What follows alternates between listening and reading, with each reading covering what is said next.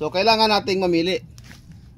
Kung tingnan natin, sayang ito kasi pwede nating tanggalin at itanim, tsaka pwede nating ibenta, pero proteksyonan muna natin itong nanay ng ating lakatan para ano siya, magiging malaki ang mga bunga sa susunod na mga araw. So yun mga ka-farmers, nandito na naman tayo sa ating taniman ng lakatan. Ito, minomonitor natin ang ating tanim dahil medyo umakyat na ang sigatuka.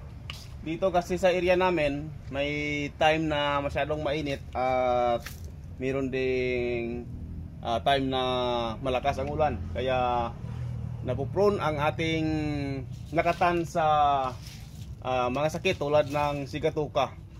Ito dahil sa proteksyon ng ating tanim ng gawa ng Growers Bet 1000 Plus foliar fertilizer, napapalakas natin ang resistensya ng ating tanim laban sa mga sakit. Kitang-kita nyo naman sa dahon ng ating mga pananim. Ang ganda ng mga dahon. So ito, yan, kung makita po ninyo, ito, kung makita po ninyo mga farmers, ay lumaki na naman ang mga subwal dito. So kailangan na nating mamili dito. O ito, tingnan nyo, mayroong 5 subwal siya. So kailangan nating mamili. Kung tingnan natin, sayang ito kasi pwede nating tanggalin at itanim, tsaka pwede nating ibenta, pero proteksyonan muna natin itong nanay ng ating lakatan para ano siya, magiging malaki ang mga bunga sa susunod na mga araw. So ito, pipili tayo dito ng maganda at naka-align dito sa linya. So ito, tanggalin natin ito. Yan. Then yan.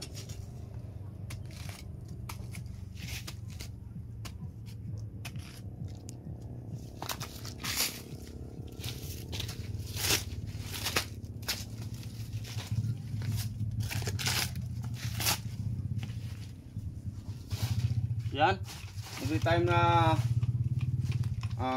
gumagamit tayo ng tools dito sa ating mga lakatan, kailangan nating magdala ng disinfectant para maproteksyonan ang ating pananim.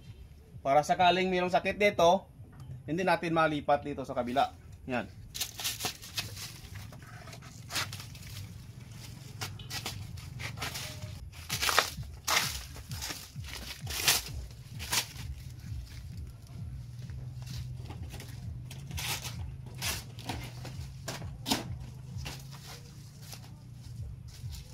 Ito, tingnan nyo, puno ng tanim natin dahil sa patuloy nating pag-spray ng foliar na Growers Bet 1000 Plus.